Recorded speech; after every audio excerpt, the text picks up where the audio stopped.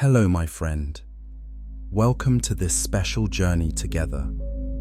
Before we begin, I want you to get comfortable, really comfortable. Whether you're lying in bed right now, sitting in your favorite chair, or wherever you are, take a moment to settle in. Adjust your pillows. Pull up that blanket. Let your shoulders relax. Tonight, we're going on an adventure through time. Not the kind of adventure that will make your heart race or keep you on edge. No, this is the gentle kind. The kind where you can close your eyes anytime you want. The kind where your mind can wander and drift, and that's perfectly okay. We're going to explore one of history's greatest mysteries together, the Ark of the Covenant. You might have heard of it from movies or Sunday school, but tonight, you're going to discover things about it that most people never learn.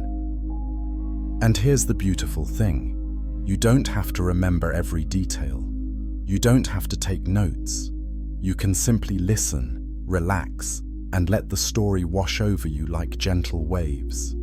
If you fall asleep during our journey, that's wonderful. That means you're comfortable and at peace. And when you wake up tomorrow, you'll have experienced something special, even if you don't remember all of it. So breathe in slowly, breathe out, and let's begin our story. Before we dive deep, if you enjoy this kind of peaceful, mysterious content, go ahead and click that subscribe button. It really helps us create more of these calming journeys for you. Now let me ask you something that might seem simple at first. What if everything we think we know about ancient history is just the surface? What if beneath the Sunday school stories and the Hollywood movies, there's something far more mysterious waiting to be discovered? Let's start at the beginning. Chapter 1. The mysterious beginning. Imagine you're standing in the desert over 3,000 years ago. The sun is setting. The air smells like sand and smoke from cooking fires. All around you, thousands of people are setting up camp for the night. Tents stretch as far as you can see. But in the very center of this massive camp, there's something different. Something special. There's a large tent, bigger than all the others. It's made of the finest materials, beautiful colors, gold threads woven into the fabric. And around this tent, there's an area where most people cannot go. Inside that special tent, in the very back room, hidden behind thick curtains, sits an object, a golden box. Not very big, maybe about 4 feet long, 2 feet wide, and 2 feet tall. About the size of a small chest you might put at the foot of your bed. But this box is different from anything else in the world. This box has power, real power. The kind of power that makes walls crumble to dust. The kind of power that strikes people dead if they touch it the wrong way. The kind of power that nobody can fully explain, even thousands of years later. This is the Ark of the Covenant, and tonight we're going to uncover its secrets together. Now, most people know the basic story. God told Moses to build this special box. Moses put the 10 Commandments inside it. The Israelites carried it around the desert. Eventually, it ended up in a temple in Jerusalem, and then, mysteriously, it disappeared. Gone, vanished, lost to history. But that simple story, my friend, is just the beginning. Because when you start digging deeper, when you start asking questions that don't usually get asked, you discover something incredible. What if the Ark wasn't just a pretty box to hold stone tablets? What if it held something much older, something much more powerful, something that goes all the way back to the very beginning of everything? Let me share something with you that most people never consider. The Bible is very specific about many things. It tells us exact measurements for buildings. It gives us detailed family trees. It describes rituals down to the smallest detail. But when it comes to the ark's final fate, there's just silence. Nothing. This most important object in all of Jewish history just disappears from the story, and nobody explains where it went. Doesn't that seem strange to you? It's like writing a mystery novel where the main character vanishes halfway through, and nobody in the book even mentions it. Some scholars have a theory about this silence. They believe it might not be an accident. They think maybe, just maybe, the silence is intentional. What if the Ark held something so important, so powerful, so potentially dangerous, that its location had to be hidden? Not just the location, but even the fact that it was being hidden. Think about that for a moment. And here's where our story gets really interesting. Because some researchers believe that inside the Ark, along with those famous stone tablets, there might have been something else, something older than Moses, older than the 10 Commandments. Something that goes back to the very first human being, something from Adam himself. Now, I know what you might be thinking. Adam, the first man, what could he possibly have to do with a box that was built thousands of years after he lived? Well, that's exactly what we're going to explore together. But before we continue, let me ask you something. Have you ever wondered why ancient people seem to know things they shouldn't have known? How did they build massive structures that we can barely understand today? How did they have knowledge of stars and mathematics that seems too advanced for their time? What if there was a thread of knowledge passed down from the very beginning that most of us have lost? What if some of that knowledge was preserved in the Ark? If you're finding this interesting so far, do me a favor and hit that like button. It helps other curious minds find this content. Let's keep going, because the story gets even more intriguing. Chapter 2. The First Man's Secret. Let's talk about Adam for a moment. Not the simple cartoon version you might have learned as a child. Not just a man made from clay who ate an apple. Let's talk about what ancient texts actually say about him, because there's a lot more to the story. According to very old writings, some of which aren't even in the regular Bible, Adam was special in ways we rarely discuss. He wasn't just the first human. He was the first person to receive direct knowledge from God. No prophets in between, no priests, no books. Just Adam, walking in a garden, learning secrets directly from the Creator. Now, what kind of knowledge would that be? What would God teach the first human being? Think about it this way. Imagine you invented something completely new, a beautiful, complex creation, and you made one person to take care of it and understand it. Would you just show them how to water the plants? Or would you explain how everything works? The deep secrets, the hidden patterns, the way everything connects together. According to ancient Jewish traditions, God taught Adam the secrets of creation itself, how the universe works, the nature of good and evil, the structure of spiritual realms, the destiny of humanity. This wasn't just, don't eat that fruit. This was deep, profound knowledge about reality itself. And here's the key question. What happened to that knowledge after Adam left the Garden of Eden? Did it just disappear? Did God erase it from Adam's memory? Or did Adam write it down? Did he teach it to his children? Did he pass it along, generation after generation, through a secret line of people who understood its importance?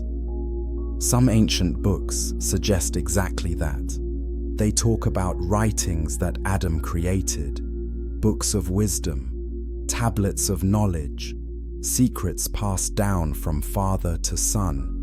There's an old Jewish text called the Book of Jubilees. It says that Adam wrote down everything he learned in the garden. Another text, called the Book of Adam and Eve, describes how Adam taught his son Seth these sacred secrets. These writings would have been the most valuable things in the world, more precious than gold, more important than anything else, because they contained the original instructions, the first lessons, the pure knowledge from before sin entered the world. Now, think about this carefully. If these writings existed, where would they end up? They would be protected, right? Guarded, kept safe, passed down only to the most trusted people. According to tradition, Noah had them during the flood. Abraham learned from them, and eventually they came to Moses. Moses, who spent 40 days and 40 nights on a mountain with God. Most people think Moses only got the 10 Commandments during that time. 10 rules carved on 2 pieces of stone. But does that really make sense? 40 days and nights for 10 sentences. Jewish tradition speaks of something called the oral Torah.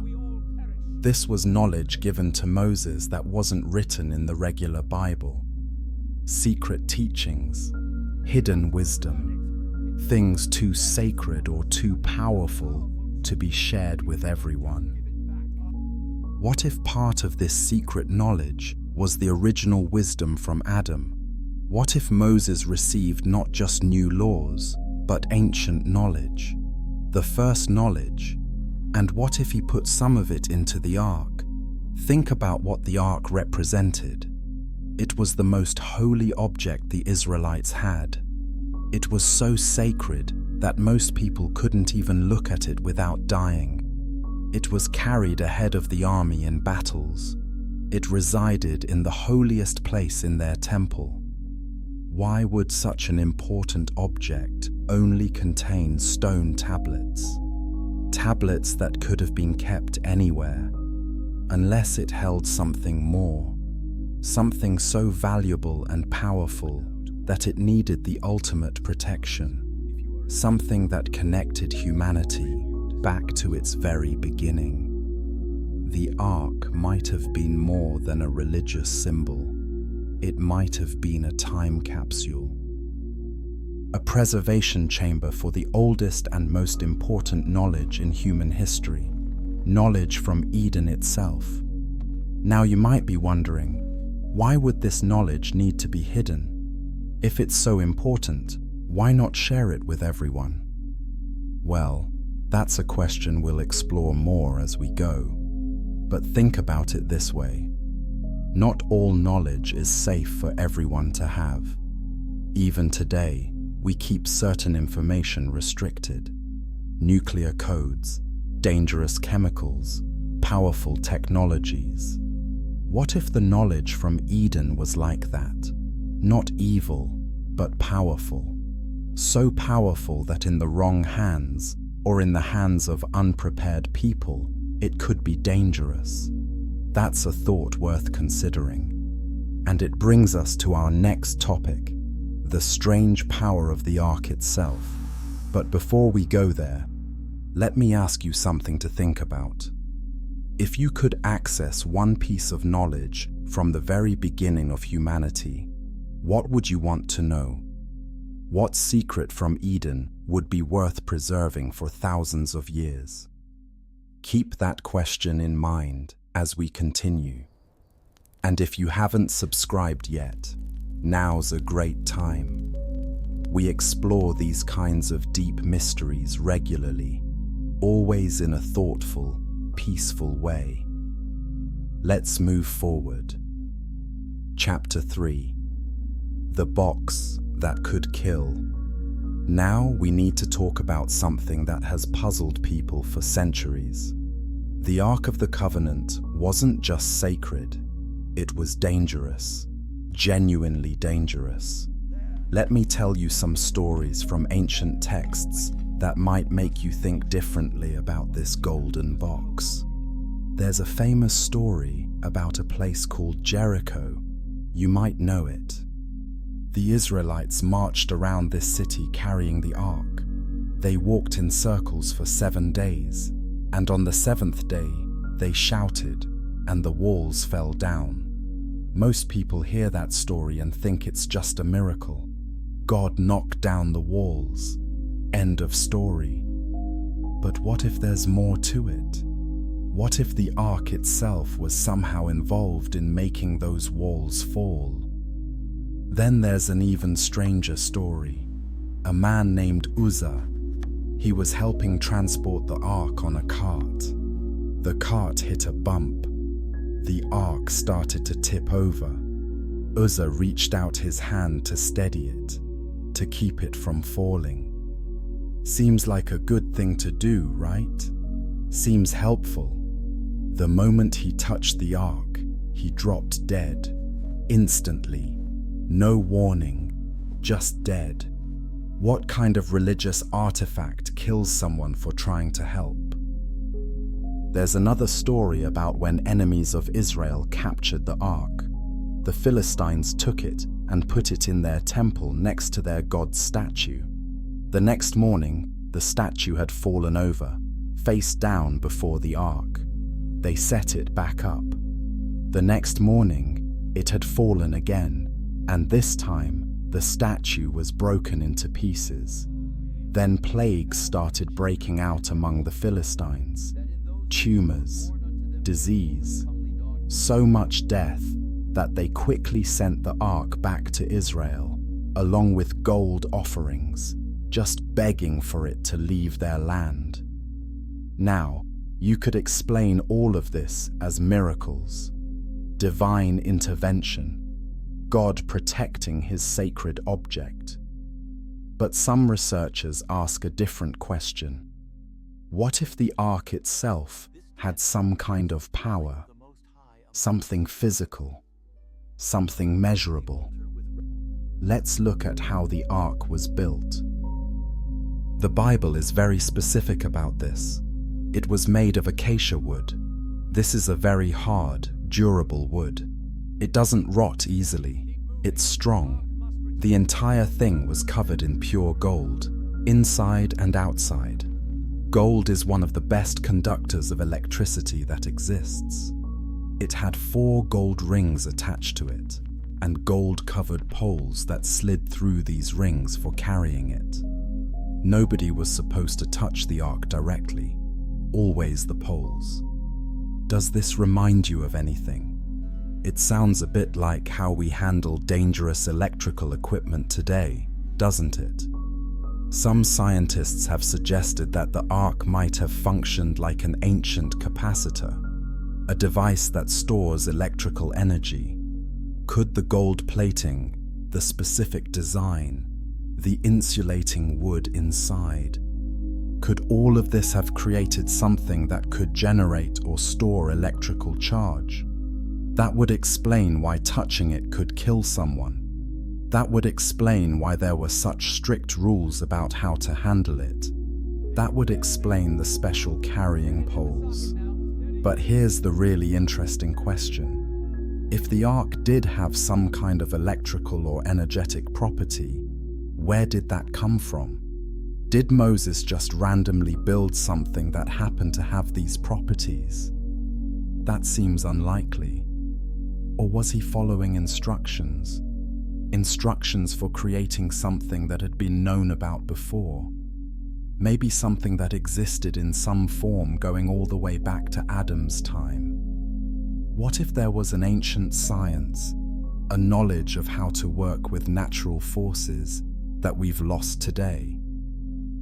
What if the people who lived closer to creation actually understood things about reality that we've forgotten? The Ark might not be supernatural at all. It might be super technical, technology so advanced for its time that it seemed like magic. Think about this. If you showed a smartphone to someone from 3,000 years ago, they would think it was magic. They would think you were a god. They couldn't comprehend the science behind it. What if we're looking at the Ark the same way? What if it was built using knowledge we no longer have access to? Scientific understanding that was lost when humanity was scattered and fragmented. And if that's true, then the contents of the Ark become even more important. Because if the Ark itself was advanced technology, what about the documents inside it? What knowledge could they contain? Could there be instructions inside, formulas, scientific principles from the ancient world that we're just now beginning to rediscover? Some researchers think so. They believe the Ark was not just a container, but a functional device. And the knowledge of how to build it, how to use it, came from that chain of wisdom we talked about earlier. The chain that goes from Adam, through Noah, through Abraham, to Moses.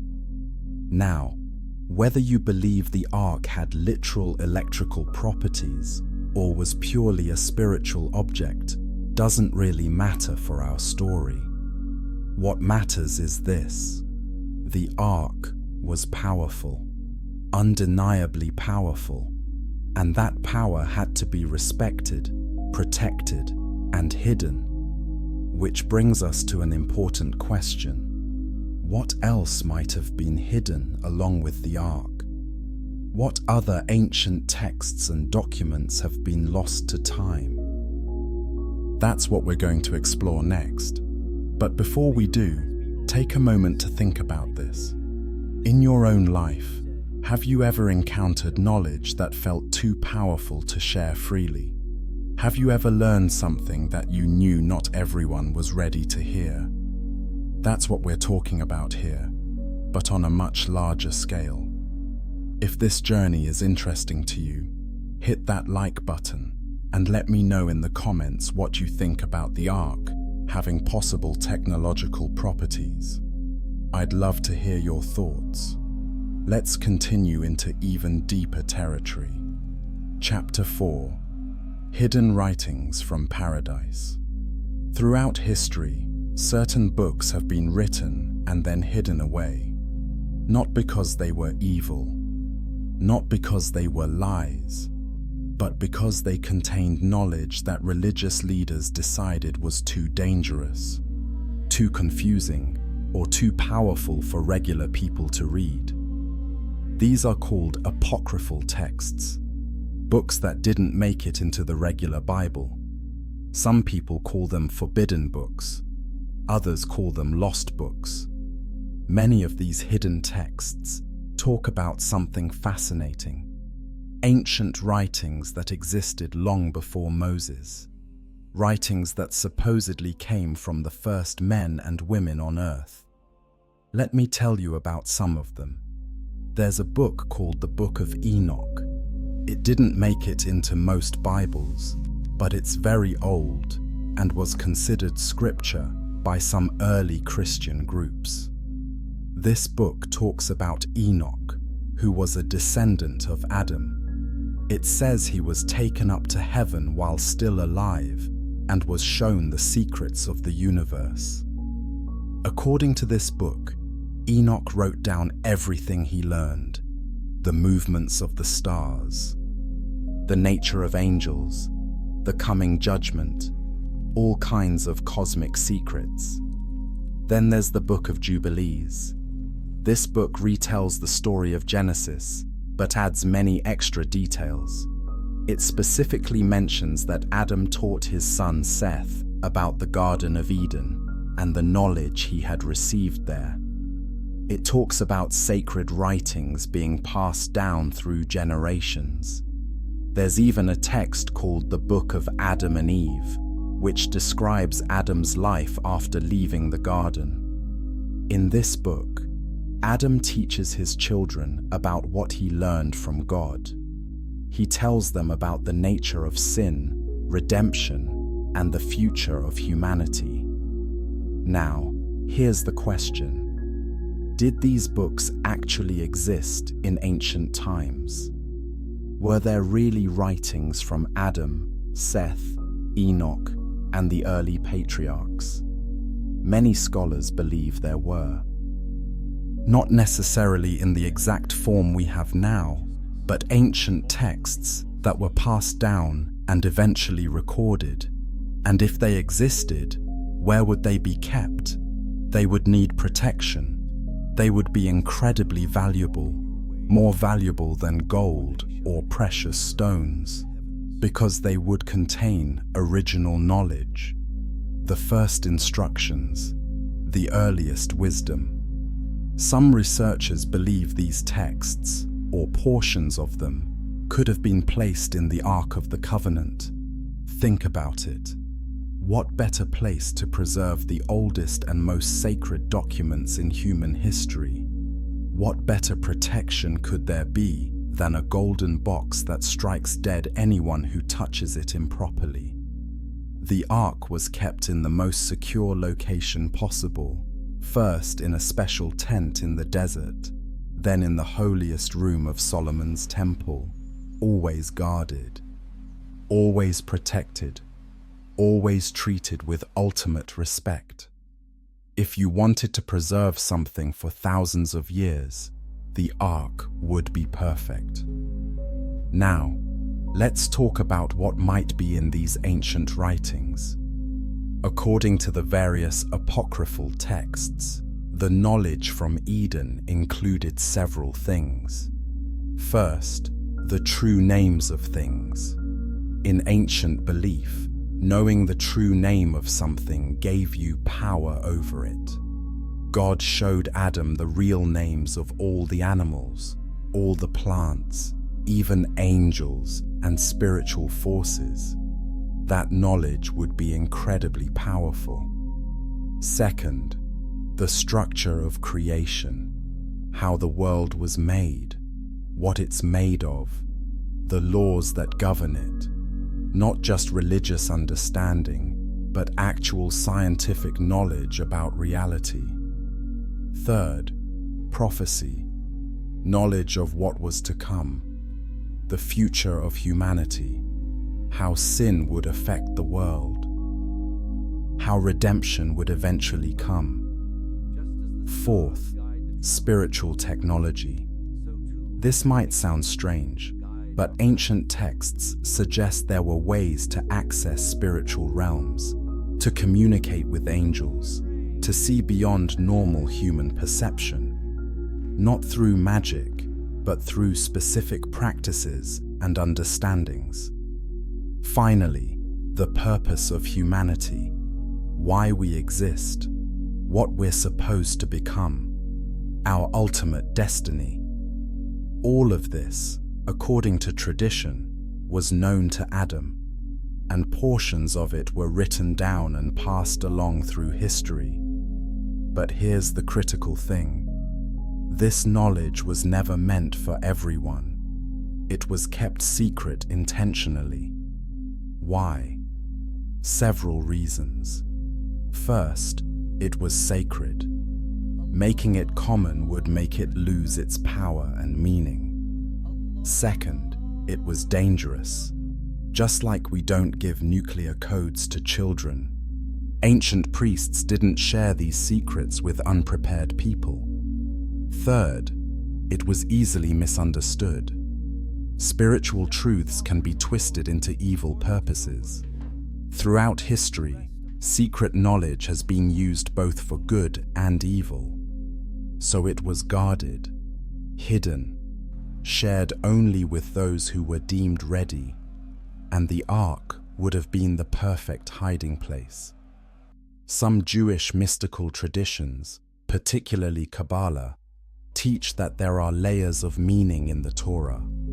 The surface level that everyone reads, deeper levels that require study to understand, and the deepest levels that contain secrets only revealed to the most dedicated seekers. What if the deepest level, the ultimate secrets, weren't even in the public Torah at all? What if they were in separate documents, sealed away in the ark, waiting for the right time to be revealed? This would explain why the ark disappeared so mysteriously. It wasn't just stolen. It wasn't just lost. It was hidden intentionally because the time wasn't right for its contents to be known. And maybe, just maybe, it's still hidden somewhere today, waiting, protected, ready for the moment when humanity is prepared to receive what's inside. But we'll get to that possibility later. First, we need to understand more about where the ark was kept and why its location was so significant. Before we move on, let me ask you this. If you could read one document from the beginning of human history, what would you want it to say? What question about our origins would you most want answered? Share your thoughts in the comments. And if you're enjoying this deep dive into ancient mysteries, make sure you're subscribed so you don't miss future explorations. Let's continue our journey. Chapter 5.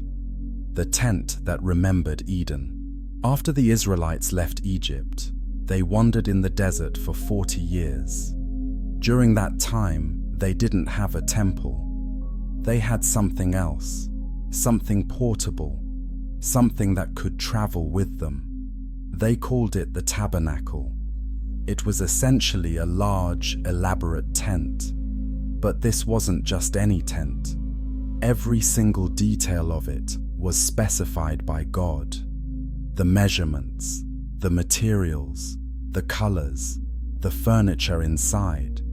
Everything had a purpose. Everything had meaning.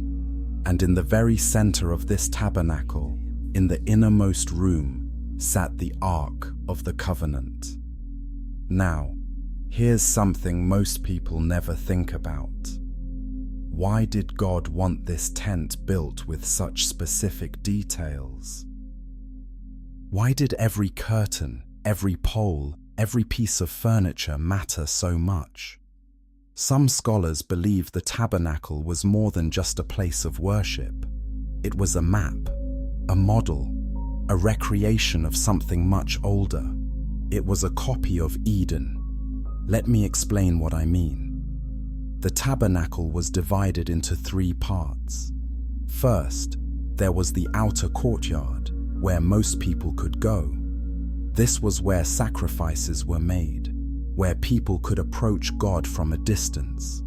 Then there was the holy place, where only priests could enter. This area contained special furniture, a lampstand, a table with bread, and an altar for incense.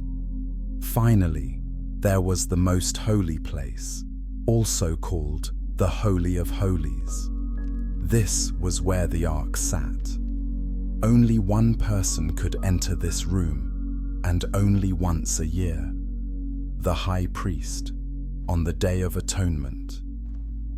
This structure mirrors the story of Eden. In Genesis, we read about Adam and Eve living in a garden where they walked with God.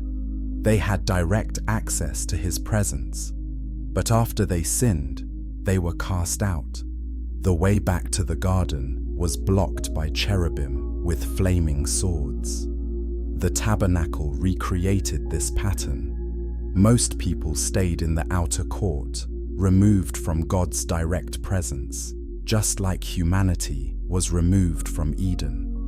Only special, prepared individuals could get closer, and only one person, once a year, could enter the most holy place, the symbolic heart of Eden, where God's presence dwelled above the ark. Even the decorations support this idea. The tabernacle was filled with images of plants and flowers. The curtains had cherubim embroidered on them. The lampstand was shaped like a tree with branches and blossoms. All of this pointed back to Eden, the garden, the place where humanity began, the place we lost. But here's the deeper meaning. The tabernacle wasn't just remembering Eden as something from the past. It was showing a path forward, a way back. The presence of God above the ark represented the possibility of reconnection, the idea that what was lost could somehow be restored. And if the ark contained writings from Adam, documents from Eden itself, then it made perfect sense that it would sit in the place that represented Eden's heart. Think about the symbolism here. The knowledge from the garden, sealed in a golden box, placed in the center of a structure that recreated the garden. All of it pointing to the hope that one day, somehow, humanity might return to that original state of connection with the divine. The cherubim on the ark's lid also connect to this idea. Remember, cherubim were placed at the entrance of Eden to guard the way to the tree of life. On the ark, two cherubim sat facing each other, their wings spreading over the mercy seat. What were they guarding? The contents of the ark, the knowledge inside. Just as cherubim guarded the path to the tree of life in Eden, these golden cherubim guarded the path to Eden's knowledge in the ark. Some mystical Jewish teachings go even further.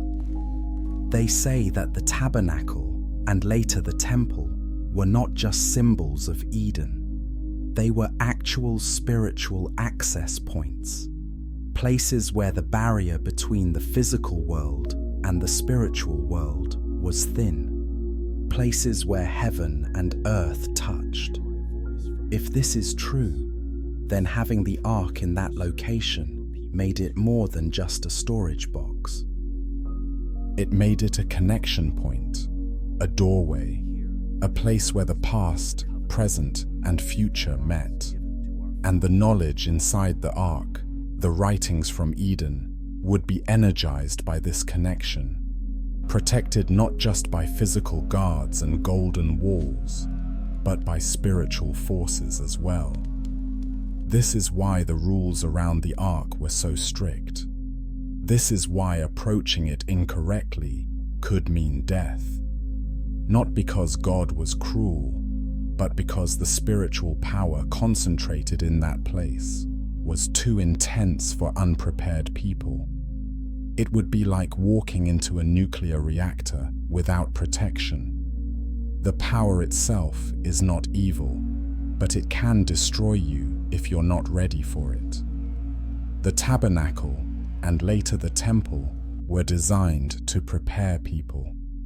The outer courts reminded them of their distance from God. The rituals taught them about purity and holiness.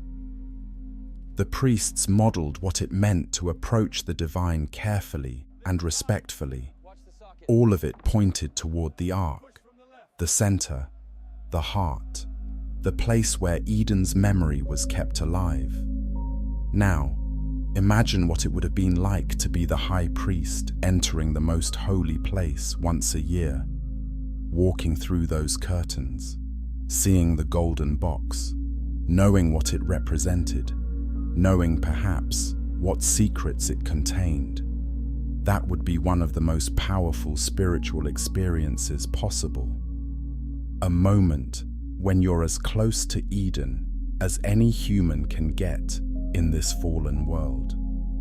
And if the high priests knew what was truly in the ark, if they had been told about the ancient writings inside, they would have carried that knowledge as a sacred burden, a secret too important to share, a mystery too deep to explain. Which brings us to our next question. Who were these priests? What did they know? And why were they chosen to guard such an important secret? Before we explore that, take a moment to reflect. What would it feel like to enter a room where heaven and earth touch? Have you ever been in a place that felt sacred, where you sensed something beyond the ordinary? If this exploration is meaningful to you, please share it with someone you think would appreciate this kind of thoughtful content. And don't forget to subscribe for more journeys into ancient mysteries. Let's continue to the next chapter. Chapter 6. The Angels with Many Faces. We need to talk about cherubim, because if you understand cherubim, you understand a key piece of the Ark's mystery. Most people think of cherubim as cute baby angels. Little chubby children with tiny wings. You see them on greeting cards and in classical paintings. But that's not what biblical cherubim are at all. The cherubim described in Scripture are not cute. They're powerful, strange, and somewhat terrifying. Let me describe what the prophet Ezekiel saw when he had his famous vision. He saw 4 living creatures. Each one had 4 faces: the face of a man, the face of a lion, the face of an ox, and the face of an eagle. They had 4 wings. Some of their wings touched each other. Under their wings they had human hands. Their whole bodies were full of eyes everywhere, always watching. They moved together in perfect coordination, never turning, always going straight forward. And they were accompanied by wheels within wheels, also covered with eyes, moving with them. Above them was something like a throne, and on the throne was a figure that looked like a human form, glowing like metal and fire. This was a cherub, or more accurately, these were cherubim in their true form. Does this sound like a baby angel to you? Not exactly, right? Cherubim are beings of immense power. They're guardians of sacred things. They appear at crucial moments in biblical history, always in connection with God's direct presence. The first time we meet cherubim is right after Adam and Eve are expelled from Eden. God places cherubim at the garden's entrance, along with a flaming sword that turns in all directions to guard the way to the tree of life. Think about what that means. The cherubim weren't just standing there as decorations. They were actively preventing anyone from getting back into the garden. They were protecting something incredibly important, the tree that gave eternal life. Now, fast forward to the Ark of the Covenant. On top of the Ark's lid, called the mercy seat, were 2 cherubim made of gold. They faced each other, their wings stretched out, covering the space above the ark. This wasn't random decoration. This was deeply symbolic. The cherubim on the ark were doing the same job as the cherubim at Eden. They were guarding something sacred. They were protecting knowledge and power that couldn't fall into the wrong hands. And here's something fascinating. In the tabernacle, and later in Solomon's temple, the space between these 2 cherubim was where God's presence was said to dwell. When the high priest needed to hear from God, he would speak toward this space, and God would answer from between the cherubim. So the cherubim weren't just guarding the contents of the ark.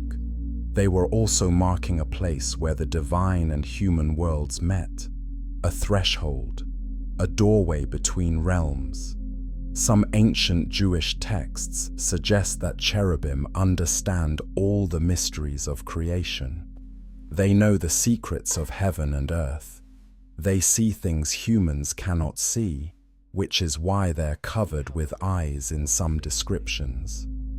If the ark contained writings from Eden, documents with the original knowledge from creation, then having cherubim guard it made perfect sense. They were guarding it the same way they guarded Eden itself. But there's another layer to this. Throughout Scripture, whenever cherubim appear, strange things happen. There's always some kind of power present, energy, manifestation.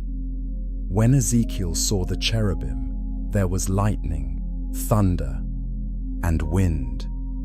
When Moses approached the ark, there was sometimes cloud and fire. The presence of cherubim seems to be connected to visible, physical manifestations of power. Could the cherubim themselves be some kind of energy conduit? Could they be more than just spiritual beings, but also somehow connected to the physical effects of the ark? Some researchers, particularly those who study ancient astronaut theories, have suggested that cherubim might be something other than what traditional religion describes. They propose that these beings might be some kind of advanced technology, or beings with capabilities that would seem like magic to ancient people. Whether you accept that interpretation or not, the point remains. Cherubim represent power, protection, and a connection between different levels of reality. And they're intimately connected with the ark. Two cherubim on the lid, watching over whatever is inside. Two guards, just like the guards at Eden, preventing unprepared people from accessing something that could be dangerous in the wrong hands. This brings us to a question. Who was allowed to get close to these cherubim? Who could approach the ark without dying? Only certain people. Only the priests. Only those who had been specially prepared and chosen. And not just any priests, but specific ones from a particular family line. The Levites. More specifically, the descendants of Aaron. These priests had knowledge that others didn't have. They performed rituals that others couldn't perform. They knew secrets that were never written down in the public scriptures. They were, in a sense, the human guardians of the ark. Working alongside the angelic guardians, the cherubim, to protect something of ultimate importance. And the question is, what exactly did these priests know? What were they protecting? What secrets were passed down from high priest to high priest, from generation to generation, that the common people never learned? That's what we're going to explore in our next chapter. But before we do, I want you to think about something. Throughout history, why have sacred things always been guarded? Why can't everyone access everything? Is it about control, or is it about protection? Is it possible that some knowledge really is dangerous if you're not ready for it? These are important questions, and if you're finding this journey thought-provoking, I'd love to hear your perspective in the comments. Do you think ancient knowledge should be hidden, or should everything be available to everyone? Also, if you haven't already, hit that subscribe button. We're going to keep going deeper into these mysteries, and you won't want to miss what's coming. Let's move forward. Chapter 7. The priests who knew too much. In ancient Israel, not everyone could be a priest. It wasn't a career you chose. It wasn't something you trained for if you had the interest. You were either born into the priestly family, or you weren't. You either had the blood of Levi and Aaron, or you didn't. If you did, you had access to things others could only dream of. If you didn't, there were places you could never go, things you could never see, and knowledge you could never learn. This might seem unfair to us today. We believe in equality, in everyone having the same opportunities. But in the ancient world, especially regarding sacred things, it was different. The priests had a job that no one else could do. They stood between God and the people. They performed rituals that kept the cosmic order in balance. They guarded secrets that could not be shared. And most importantly for our story, they were the guardians of the Ark. Not all priests had the same access. There were levels within the priesthood. Most priests could work in the outer courts of the temple, handling daily sacrifices and offerings. But only certain priests could enter the holy place inside the temple proper. And only one man, the high priest, could enter the most holy place where the Ark was kept. And even he could only go in once a year, on Yom Kippur, the Day of Atonement. When the high priest entered that sacred space, he followed incredibly specific rules. He had to purify himself for days beforehand. He wore special garments. He burned special incense. He spoke specific words. And according to tradition, he wore bells on his garment and had a rope tied to his ankle. Why the bells? So people outside could hear that he was still moving around, still alive. If the bells stopped ringing, something was wrong. Why the rope? So they could pull his body out if he died inside. Because no one else could enter to retrieve him. The space was too holy, the power too intense. Think about that. The high priest entered a room where he might die just from being there if he didn't do everything exactly right. What kind of place has that kind of power? And what was he doing in there? Officially, he was making atonement for the sins of the people. He sprinkled blood on the mercy seat, between the cherubim, as an offering. But some traditions suggest he was also doing something else. He was accessing knowledge, receiving information, communicating with the divine in ways that couldn't happen anywhere else. The Talmud, which contains Jewish oral traditions, hints that the high priest received prophecies and visions when he was in the presence of the Ark.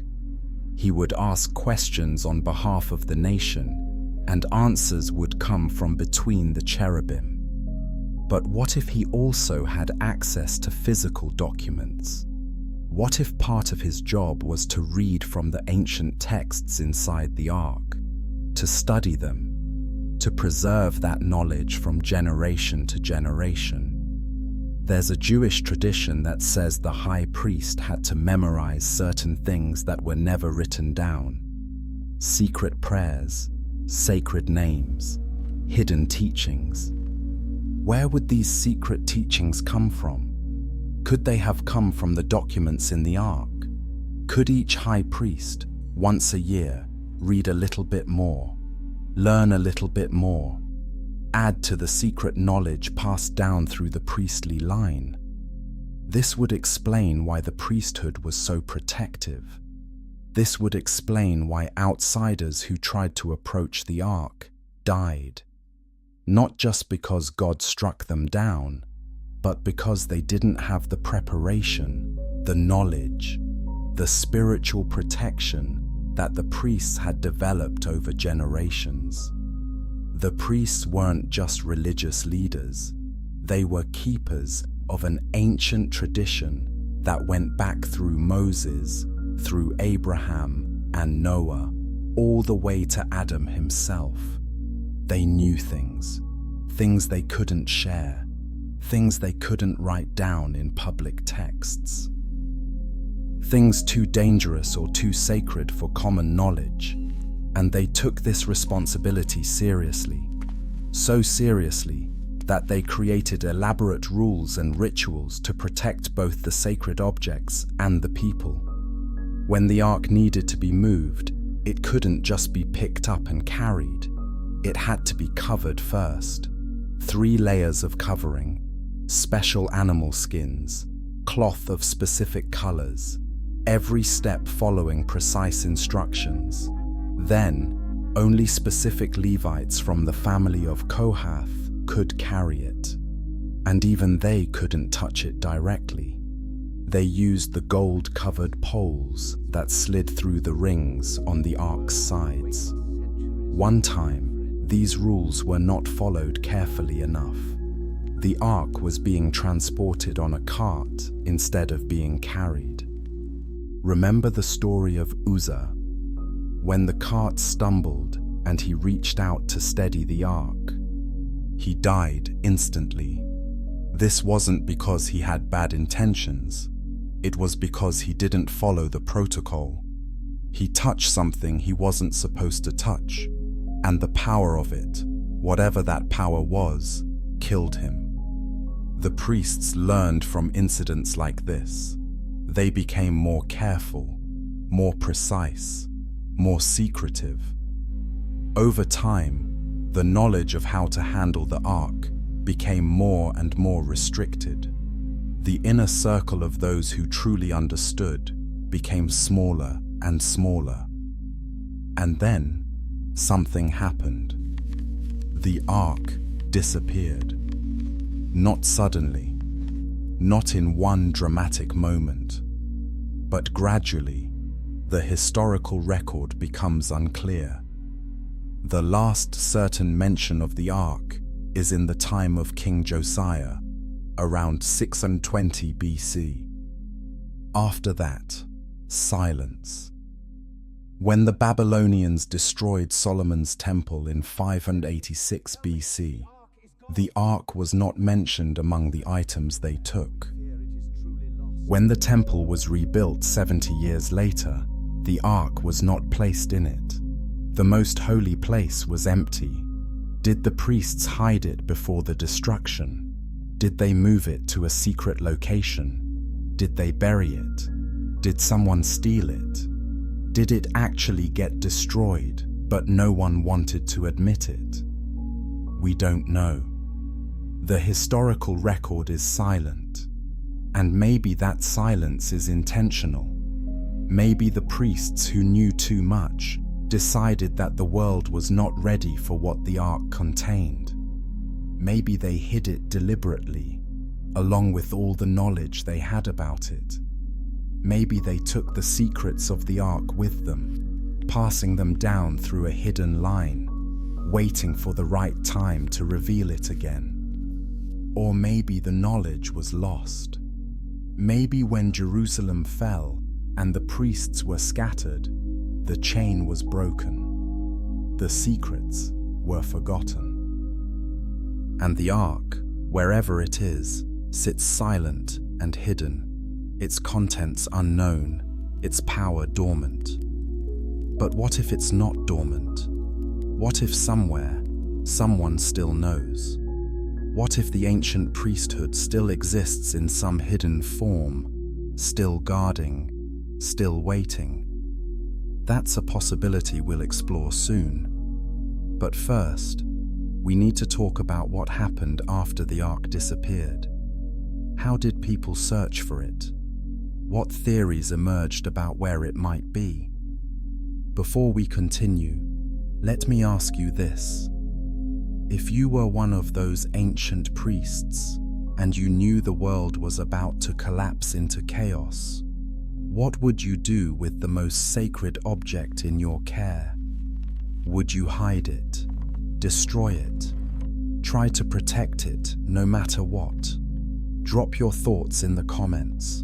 And if this deep exploration is resonating with you, smash that like button and subscribe. We're getting close to some of the most intriguing parts of this mystery. Let's keep going. Chapter 8. When sacred objects disappear. There's something haunting about the way the ark vanishes from history. It's not like other ancient artifacts that were conquered, destroyed, or lost in known disasters. With the Ark, there's just a gradual fade to silence. It's mentioned regularly in the books of Samuel, Kings, and Chronicles. It's central to the story of Israel. And then, without explanation, it's just not there anymore. The last clear biblical reference is in 2 Chronicles, chapter 35. King Josiah tells the Levites to put the ark in the temple. This suggests it had been moved at some point, though we don't know why or where. That's around 620 BC. Just over 30 years later, Babylon destroys the temple.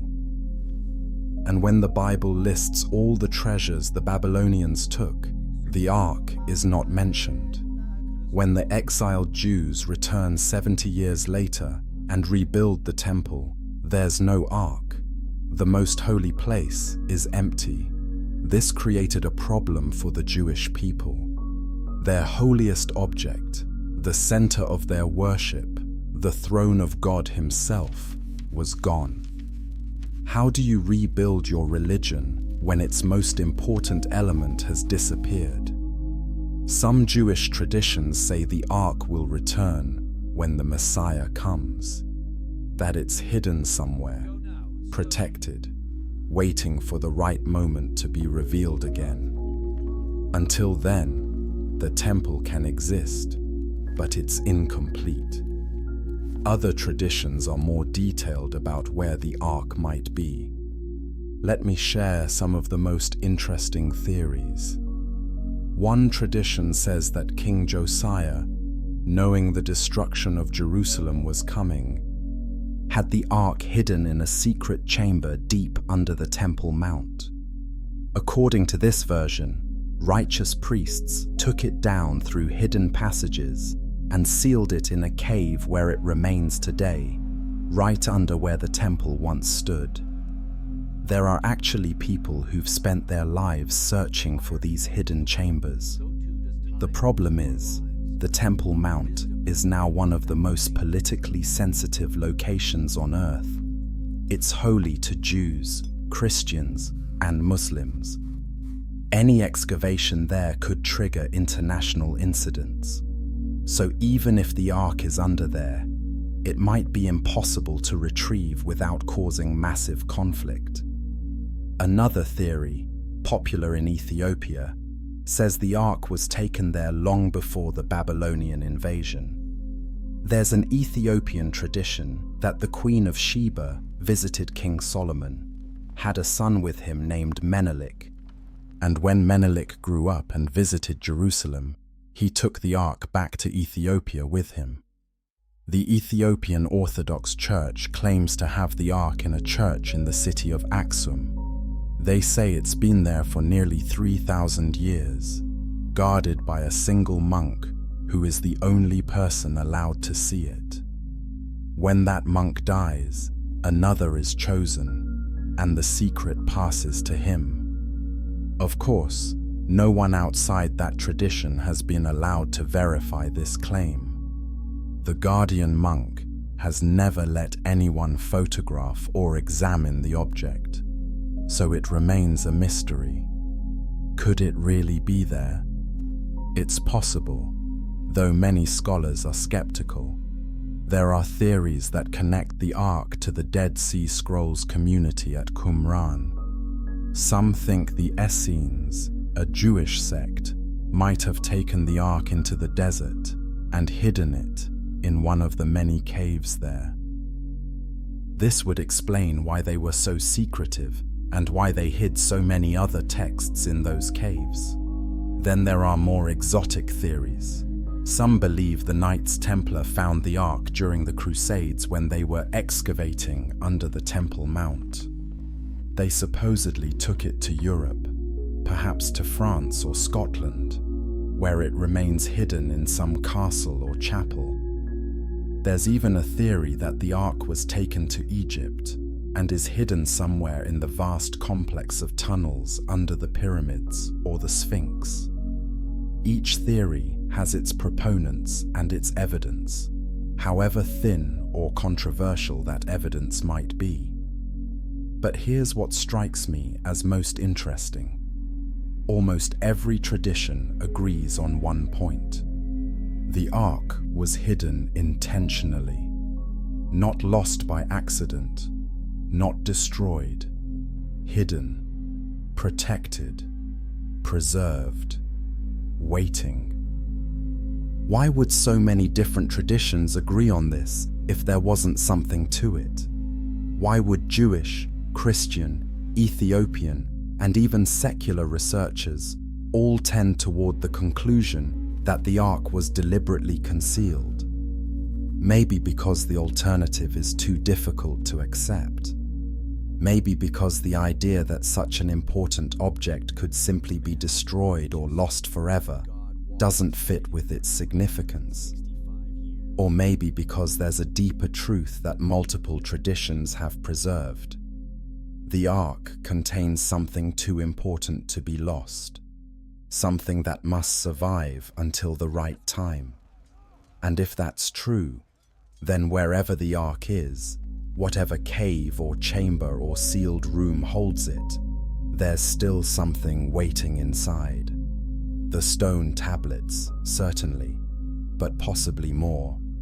Those ancient writings we discussed, the knowledge from Adam, the secrets of Eden, the formulas and understandings that connected the first humans with their creator.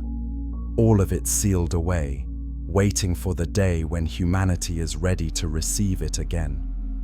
Some people believe that day is coming soon. They point to prophecies in the Bible and other ancient texts that talk about hidden things being revealed in the last days. They believe we're living in a special time when old secrets will come to light. Whether that's true or not, the search continues. Archaeologists, mystics, researchers, and adventurers are still looking, still hoping to be the one who finds the greatest archaeological discovery in history. But maybe the Ark doesn't want to be found yet. Maybe it has its own timing. Maybe the forces that protected it for 3,000 years are still working, still guarding, still waiting for the exact right moment. And when that moment comes, what will happen? What will the world do when the Ark is finally revealed? What will we learn from what's inside? That's what we need to explore in our final chapters. But before we do, think about this. Are there some things in your own life that are hidden, waiting for the right time to be revealed? Sometimes the most important things can't be rushed. If you're still with me on this journey, thank you. Please take a second to like this content and subscribe if you haven't yet. We're almost to the end of our exploration, and the most thought-provoking parts are still ahead. Let's continue. Chapter 9. Visions of the Ancient Garden. The prophets of Israel had visions that still puzzle us today. These weren't simple dreams or peaceful meditations. They were overwhelming, powerful experiences that left the prophets shaken and transformed. And many of these visions, when you look closely, seem to connect back to Eden, back to the beginning, back to that garden where everything started. Let me tell you about some of these visions and what they might mean for our understanding of the Ark. The prophet Isaiah had a vision that he describes in chapter 6 of his book. He saw the Lord sitting on a throne, high and lifted up. The train of God's robe filled the temple. Around the throne were seraphim, 6 winged angels, calling out, "Holy, holy, holy." The whole place shook. Smoke filled the room. Isaiah was terrified. He cried out that he was ruined, unclean, not worthy to see such things. Then one of the seraphim flew to him with a burning coal taken from the altar. The angel touched Isaiah's lips with it and said his sin was taken away. Now think about this vision. Isaiah sees a temple, but it's not the physical temple in Jerusalem.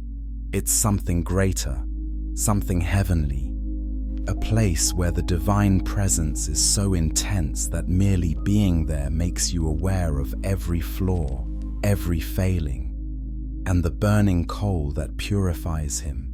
Doesn't that remind you of something? The flaming sword that turned in every direction, guarding the way to Eden. Fire that both protects and purifies. Fire that marks the boundary between the common and the holy. Ezekiel's vision is even more complex. In chapter 1, he sees an immense cloud with flashing lightning. Inside the cloud are 4 living creatures, the cherubim we discussed earlier. They're accompanied by wheels covered with eyes, all moving in perfect unity. Above them is something like a throne made of sapphire, and on the throne is a figure that looks like a man, glowing with fire and brilliant light. Ezekiel falls on his face.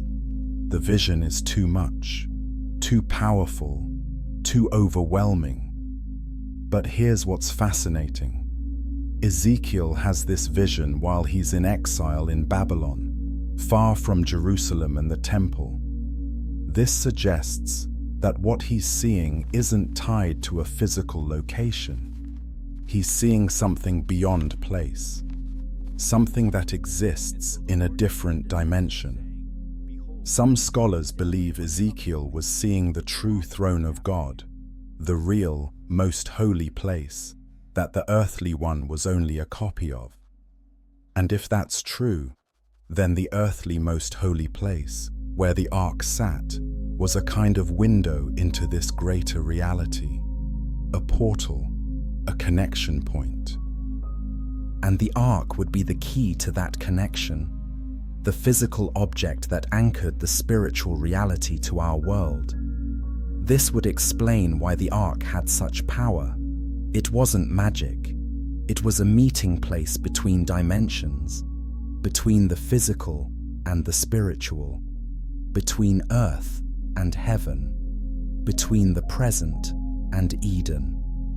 Later in Ezekiel, in chapters 40 through 48, the prophet has another vision. This time, he's shown a future temple, perfect and complete in every detail. An angel guides him through it, measuring everything, explaining the purpose of each part. And the interesting thing is, this temple has never been built.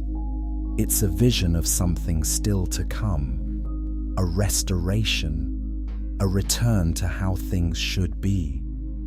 In this vision, water flows out from the temple, becoming a great river that brings life wherever it goes. Trees grow along its banks, bearing fruit every month, and their leaves are for the healing of nations. Does this sound familiar? It should. In Genesis, there's a river flowing out of Eden, watering the garden, and in the center of that garden are special trees, including the tree of life.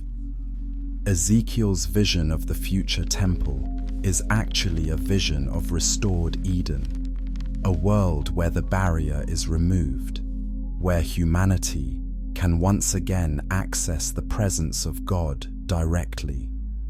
And in the center of that restored temple, what would sit?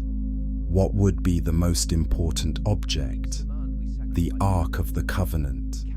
Or at least, the Ark would need to be there symbolically, even if the physical object was gone, because the Ark represented the connection, the meeting place, the throne, the book of Revelation, the last book of the Bible. also mentions the ark in a vision. In chapter 11, verse 19, it says, "Then God's temple in heaven was opened, and within his temple was seen the ark of his covenant." This is a strange verse. It suggests there's an ark in heaven. Is this the same ark that was on earth? Is it a heavenly original that the earthly one was copied from? Or is this saying that the earthly ark was taken to heaven at some point? We don't know, but the image is powerful. In the midst of judgment and cosmic conflict, the ark appears, connecting the story back to its beginning, back to the covenant, back to the original relationship between God and humanity. All of these prophetic visions seem to point to the same truth. Eden is not just the past, it's also the future. What was lost will be restored. What was broken will be fixed. What was closed will be opened again. And the ark, whether physical or symbolic, is part of that restoration. It holds the memory of what was. It preserves the possibility of what will be. The prophets saw beyond time. They saw the beginning and the end as part of one continuous story. And the ark sits at the center of that story, holding secrets that connect everything together. Secrets that might include those ancient writings from Adam, instructions on how to return, maps of the spiritual landscape, keys to unlock doors that have been closed for thousands of years.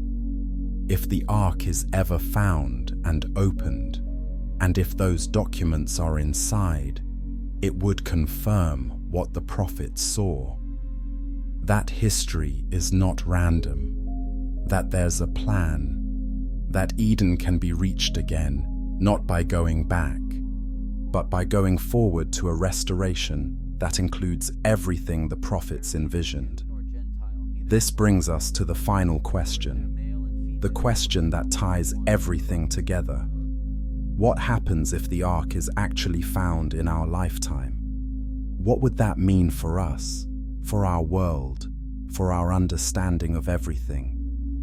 That's what we'll explore in our final chapter. But before we get there, I want to ask you something. Have you ever had a moment where you felt like you saw beyond the everyday? A glimpse of something greater? A sense that there's more to reality than what we normally perceive? Those moments might be more important than we realize. They might be our own small version of what the prophets experienced, our own connection to the mystery. If this journey has given you things to think about, please share it with someone who would appreciate this kind of exploration. Hit that subscribe button so you'll be here for future deep dives. And leave a comment sharing what you think about these prophetic visions. Now, let's move to our final chapter and explore what could happen if the ark returns. Chapter 10. What happens if we find it? Let's do a thought experiment together. Imagine tomorrow morning you wake up and see a news alert on your phone. Archaeologists have made an incredible discovery. They've found the Ark of the Covenant. What would happen next? The first thing would be complete chaos in the media. Every news channel, every website, every social media platform would explode with the story. It would be the biggest archaeological find in history. Bigger than King Tut's tomb. Bigger than the Dead Sea Scrolls. Bigger than anything. Religious leaders from around the world would rush to make statements. Some would be thrilled. Others would be skeptical. Many would argue about what it means and what should be done with it. Governments would get involved immediately. Questions of ownership would arise. Where was it found? Does it belong to that country? Does it belong to Israel? does it belong to all of humanity? Security would become a massive concern. If the Ark has even a fraction of the power described in ancient texts, it couldn't just be put in a normal museum. It would need special handling, special protection. And then comes the big question: do you open it? This is where things get really interesting. Because if you open it and find only the stone tablets inside, that's one thing. It confirms the biblical story. It's an amazing historical artifact, but it doesn't change much about our understanding of reality. But what if you open it and find more? What if there are documents inside? Scrolls, tablets, writings that aren't in the Bible? What if these documents contain knowledge from before the flood? What if they're written in a language we have to decode? What if they reveal things about human origins that challenge our current understanding? That's when the real impact would begin. Scientists would want to study everything. Linguists would work to translate unknown texts. Historians would try to verify the document's age and authenticity. Physicists might want to examine the Ark itself to understand its properties. Meanwhile, religious leaders would face a dilemma. Do these new documents have authority? Should they change religious teachings? Should they be kept secret, like some ancient texts were? Or should they be shared openly? And the general public would be divided. Some would embrace new revelations enthusiastically. Others would reject them as fake or dangerous. Arguments would rage online and in the streets. But beyond all the chaos and controversy, there would be something else. A shift in consciousness. The very fact that the Ark exists, that it survived, that it was found, would prove something important. The ancient stories were real, not just metaphorical, not just myths. Real events involving real objects that lasted through thousands of years. This would force modern people to take ancient wisdom more seriously, to consider that maybe, just maybe, people in the past knew things we don't know, had access to truths we've forgotten. And if the Ark contained writings from Eden, from the very beginning, that would be even more profound. It would mean there's an unbroken thread connecting us to our origins, that the first humans left us a message, that we're not cut off from the past as completely as we thought.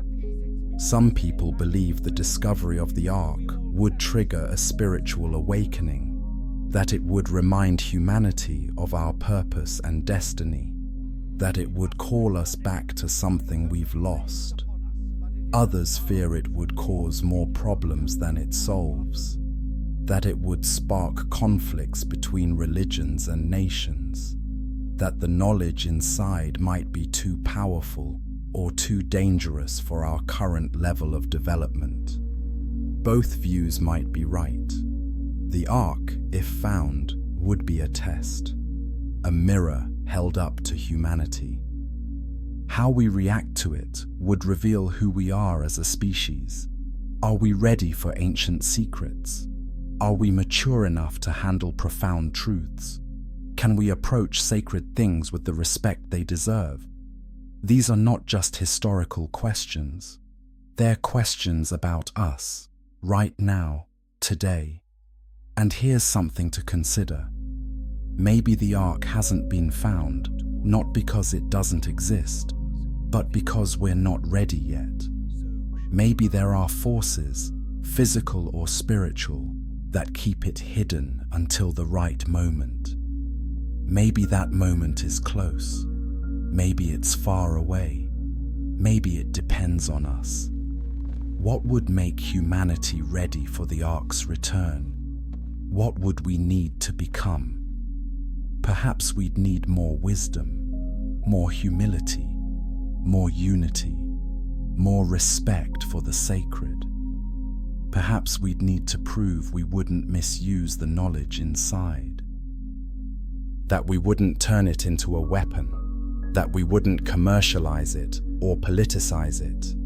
Perhaps we'd need to show we could handle the responsibility of being reconnected to Eden, to that original state of knowledge and connection with the divine.